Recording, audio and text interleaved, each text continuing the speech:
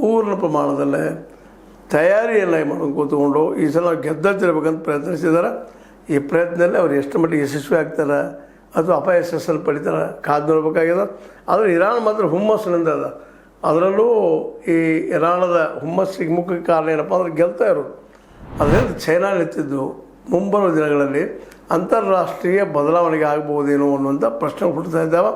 ಜೊತೆಗೆ ಯುರೋಪಿನ ಸಮಸ್ಯೆ ಜೊತೆಗೆ ಸಹ ತನ್ನಂತ ಗುರುತಿಸಿಕೊಳ್ಳುವ ಈ ನಮ್ಮ ಇರಾನ್ ಅವ್ರ ಜೊತೆ ಒಳ್ಳೆಯ ಸಂಬಂಧವನ್ನು ಪಡ್ಕೊಳ್ತಾ ಇದೆ ಮತ್ತು ಸಂಬಂಧ ಬೆಳೆಸ್ತಾ ಇದೆ. ಇವೆಲ್ಲ ಗಮನಿಸಿದಾಗ ಅಮೇರಿಕ ಇರಾನ್ ಎದುರ ಸೋತೇನೋ, ನ್ಯಾಟೋ ವಿರುದ್ಧ ಸೋತೇನೋ ಅನ್ನೋಂಥ ಮಾತುಗಳು ಕೇಳಿಬರೋ ಸಾಮಾನ್ಯದ. ಅದೇನೋ ಆಗಲಿ, ಒಟ್ಟಿನಲ್ಲಿ ಒಂದು ಎಂಡಿಗೆ ಬಂದದ. ಇರಾನ ಇದ್ದಿದ್ದು ಹಿಂದೇಟು ಹಾಕೋದಿಲ್ಲ, ನಾವು ರೆಡಿ ಇದ್ದೀವಿ.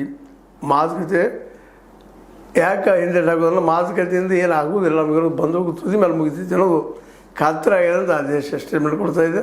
ಹೀಗಾಗಿ ಈ ಯುದ್ಧ ಒಂದು ಮುಗಿತದೋ ಇಲ್ಲೋ, ಆದರೆ ಇದು ಮುಗಿತದೋ ಇಲ್ಲೋ ಅನ್ನೋದು ನಮ್ಮ ಟ್ರಂಪ್ ಸಾಹೇಬ್ರಿಗೆ ಗೊತ್ತಿಲ್ಲ ಅನ್ನೋದು ಗಮನಿಸಬೇಕಾಗಿದೆ.